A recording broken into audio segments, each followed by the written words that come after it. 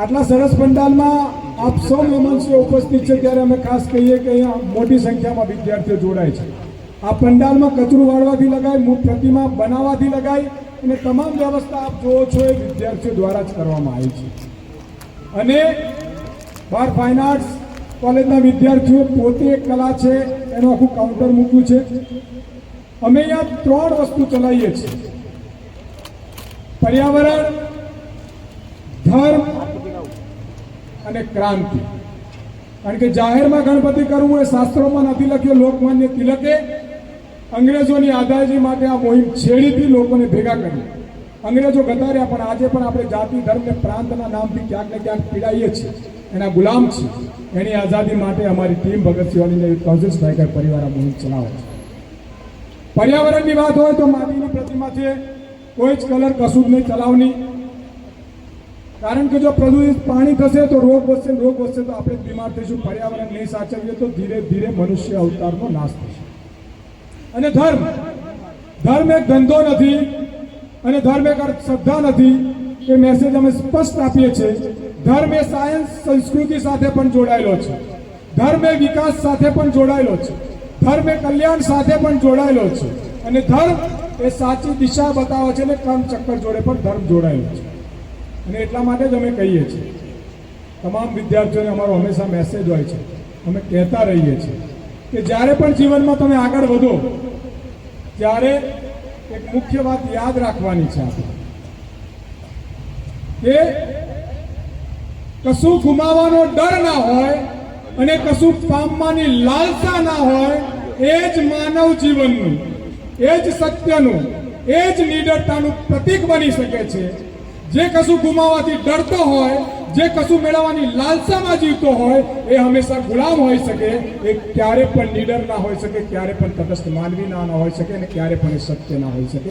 આ શીખવાની જરૂર છે। તમારી વચ્ચે આવ્યા છે આપણી વચ્ચે આ જેને મૂર્તિ બનાવી છે, ફાઇન આર્ટ્સનો સ્ટુડન્ટ, જેને વલ્લભ વિદ્યાનગર ફાઇન આર્ટ્સ કોલેજમાં જે સરદાર પટેલ યુનિવર્સિટી સાથે સંકલન હતી, અત્યારે તો સીવીએમ સાથે છે, એ વિદ્યાર્થી કંજરીનો સામાન્ય પરિવારમાંથી આવે ને જ્યારે અમે વાત કરી કે આપણે આ શરૂઆત કરવાની છે 2010માં, ત્યારે એને એવું કહ્યું કે અલ્પેશભાઈ આ મુશ્કેલ છે, તમને કોઈ અશક્ય તો નથી ને? કે ના, તૂટી જાય તો કશું જ ના થાય। મને કે બધા કે પાપ લાગે, જે ભગવાનનું સર્જન પાર્વતી માતાના મહેલમાંથી થયું હોય, માટીમાંથી થયું હોય, એ તૂટે તો સંધાઈ જાય, હાથ તૂટે તો સંધાઈ જાય, પગ તૂટે તો સંધાઈ જાય, તો સંધાઈ જાય, પ્રયત્ન કરવાની જરૂર છે। એવો નિકુંજ જ્યાં ઉપસ્થિત છે, ઉભો થાય નિકુંજ, જોરદાર તાલીઓથી આપણે એમનું સ્વાગત કરીએ, જેને આ મૂર્તિ બનાવી છે। હું વિનંતી કરીશ કે નિકુંજ ત્યાં આગળ જાય અને નિરંજનભાઈ અહીંયા ઉપસ્થિત છે, ભવન કાકા ઉપસ્થિત છે, આગા સાહેબ છે, રાજેશભાઈ છે, તમામ મહેમાનોને કહીશ કે એનું ટ્રોફી આપીને સન્માન કરવામાં આવે। નિકુંજ માટે જોરદાર વિદ્યાર્થીઓ ચાલી થઈ જાય। Fight against anti democracy Bhagat Singh નો આ એવોર્ડ છે અને Bhagat Singh all India youth council દ્વારા 5100 રૂપિયાનો ચેક એને ભેટ આપવાની પણ અમે ડિક્લેર કરીએ છીએ।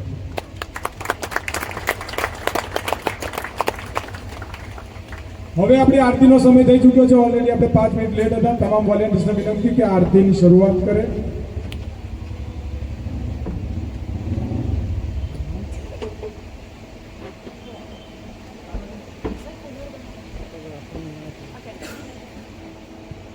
બાર મહાયજ્ઞ ચાલે છે, જે 10 દિવસ 24 કલાક ચાલે છે, જેમાં 151 કિલો નારિયેળ, 15 કિલો કપૂર અને 15 કિલો ગાયના ઘીથી આખો યજ્ઞ ચાલી રહ્યો છે। એ ધર્મનું પ્રતીક છે। ગણપતિ દાદાની સેવામાં જેટલા પણ લોકો ઉપસ્થિત છે એ તમામ વિદ્યાર્થીઓ છે। દરરોજ અહીંયા 3 થી 4000 લોકો પૂજા પાઠ પ્રાર્થના કરવા આવે છે।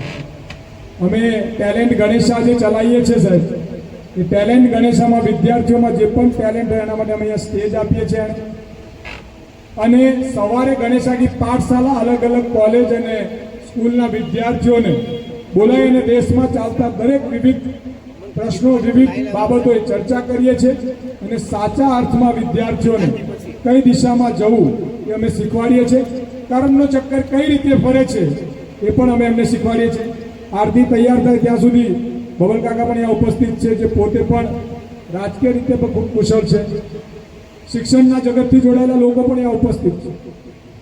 એક નાનકડી વાત કરીને આપણે આરતી કરીશું, જેમાં મેં કહ્યું છે આજ સવારે પણ વિદ્યાર્થી કે બરોડામાં ઘરમાં પાણી ભરાઈ ગયું હોય, યા બ્રિજ તૂટી ગયો હોય, યા પછી કોઈ જગ્યાએ આગ લાગી હોય, એમાં વારંવાર કઈ વાર લોકો અને મીડિયા કહેતા હોય છે કે શું આમાં પક્ષનો વાંક છે, શું આમાં સરકારનો વાંક છે, કે શું આમાં કોઈ ધારાસભ્ય સંસદ સભ્યનો વાંક છે. અમે ને અમારું ગ્રુપ આ 7 સર્વે સાથે સ્પષ્ટ કહીએ છીએ કે ના આમાં કોઈ ધારાસભ્યનો વાંક છે, ના કોઈ સરકારનો વાંક છે, ના કોઈ સંસદનો વાંક છે, ના કોઈ પંચાયત પ્રમુખનો વાંક છે. આમાં વાંક છે તો તમારો ને મારો વાંક છે, કે ચાહે કોઈ પણ પક્ષનો કોઈ પણ પ્રતિનિધિ, કોઈ પણ સરકાર. કારણ કે એક ઉમેદવાર જ્યારે ચૂંટણી લડતો હોય છે તો ધારાસભ્ય લડવું હોય તો 5 કરોડ જોઈએ, લોકસભા લડવું હોય તો 10 કરોડ રૂપિયા જોઈએ. જ્યારથી ચૂંટણીમાં નામ ડિક્લેર થાય ત્યાંથી ગોટા ખાવા માટે વોટ અપાય, દારૂ પીવા માટે વોટ અપાય, ચવાણું ખાવા માટે વોટ અપાય, 2500માં પોતાનો વોટ વેચાય અને એના પછી આપણે આશા રાખીએ કે મારા ઘરે ગટરનું પાણી ના આવે, મારા ઘરે પાણી ના ભરાય, મારો બ્રિજ ના તૂટે, મારો રોડ ના તૂટે. એ શક્ય નથી. આ જ વિદ્યાર્થીઓ આવા મુદ્દા પર અમે હંમેશા ચર્ચા કરતા રહીએ છીએ કે કર્મનો સિદ્ધાંત છે, જે તમે ચક્રમાં ફરો છો એ જ ચક્રમાં તમારે પાછું આવવાનું છે. ખાલી સમજવાની જરૂર હોય છે. આરતી પાછળ જવા દેજો. મુખ્ય મહેમાન શ્રી નિરંજનભાઈ, બબલ કાકા, આગજા સાહેબ, રાજેશભાઈ, તમામ લોકો, હર્ષ, તમામ લોકો, નિકુંજ, આગળ આરતીમાં આવી જજો. મહેમાન શ્રી વિમલભાઈના ઘરેથી મેડમને આવ્યા છીએ. કોઈ મહેમાન શ્રી રહી ના જાય. કદાચ આપ બી આરતી લઈ લેજો. બધાને બીજી વધે પાછળ સ્ટુડન્ટને જવા દેજો.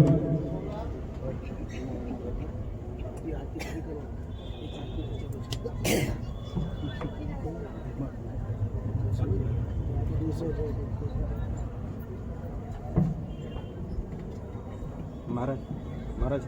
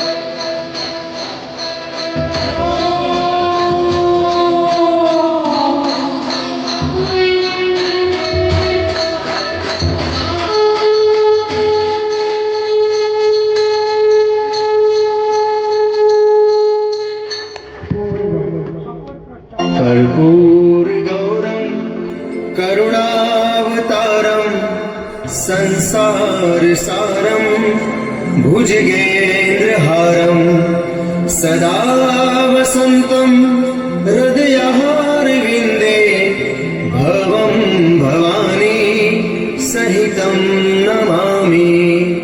मङ्गलं भगवान् विष्णु मङ्गलं गरुडध्वज मङ्गलं पुण्डरीकाक्षो मङ्गलाय तनो हरि। सर्वमङ्गलमाङ्गल्ये शिवे सर्वार्थसाधिके शरण्ये त्र्यम्बके गौरी नारायणी नमोऽस्तुते नारायणी नमोऽस्तुते नारायणी नमोऽस्तुते।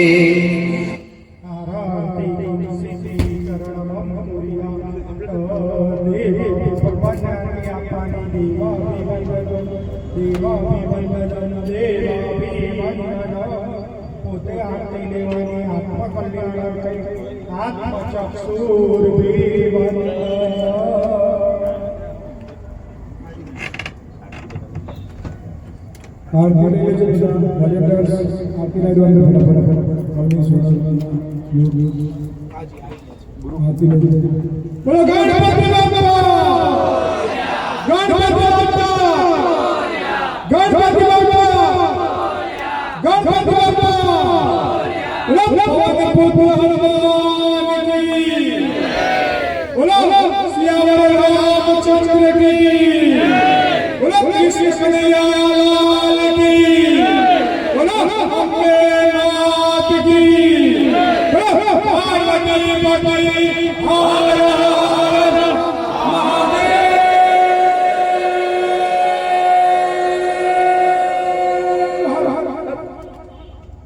बोलो बोलो भारत माता की। હવે કયો નારો બોલવાનો ખબર છે ને? સનાતન ધર્મનો નારો બોલવાનો છે. નિરંજનભાઈ તો સંસ્કૃતના છે, નહીં બોલાવતા યુનિવર્સિટી પર, અમે બોલાવીશું.